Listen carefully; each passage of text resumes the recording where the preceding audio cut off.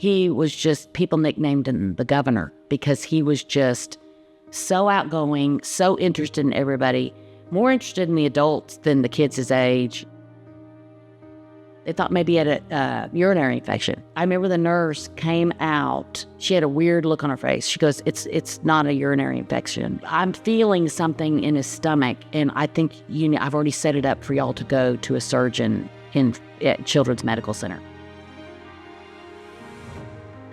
He ends up in the hospital, and he's in horrible pain, and it just gets really intense really fast. We find out that there's a cancerous tumor in his stomach around his prostate. Scott goes home to be with the other kids. I'm at the hospital with him waiting for Scott to come back or my parents to get there or whatever, and it's all kind of starting to hit me, what's going on. So I had my hands on him, and I was just leaning up against the bed, and his eyes were closed, and I was just looking at him, and I was crying, and I didn't know he was aware that I was there. And he opened his eyes and he said, "Mom, don't cry." He said, "God and Jesus are with the doctors, and they're gonna help me.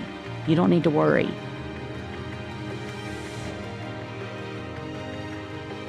We started noticing that all these other kids on the floor, they didn't have anybody. I don't know that there was one kid that had their parent there the entire day, every day. Yeah, we were lucky.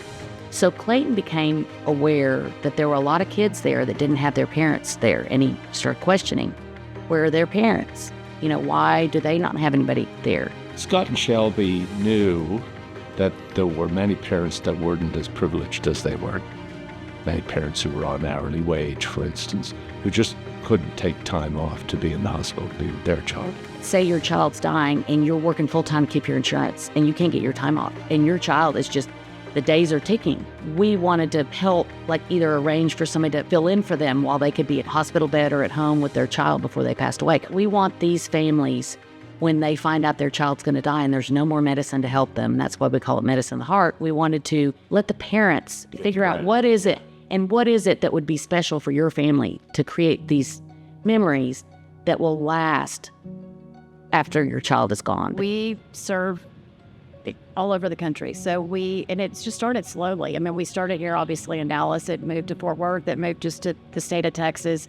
We are happy to help anybody across the country. I began as an invited board member, and then quickly became involved in the program committee, and so for many years led the program committee. The first year, I want to say they had 5 or 6 applications, and all here from Children's Medical. And then moving forward, within the next 5 years, I think they had only moved up to about 40 to 50 applications during those years. But with the explosion of the internet, it exponentially increased. And once we allowed finances to go outside of the state of Texas, that grew greatly.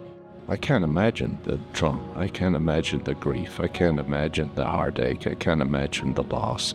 I can't imagine the fear. I can't imagine all those things. So I don't know what words to put into it. I know there's grace. Since I've been here, we had a big celebration for serving 5,000 and then 6,000. So in the last 3 years, we've jumped considerably. We've had our 3 biggest years the last 3. Last year, we reached our 6,000th family, and that was the 29th year being around. We hope to reach every family who meets our criteria, and that's our goal, always has been our goal. We've never turned down a qualifying case, and that is something we're very proud of. We're thankful for our donors. They've kept us afloat. We don't want credit. We really did.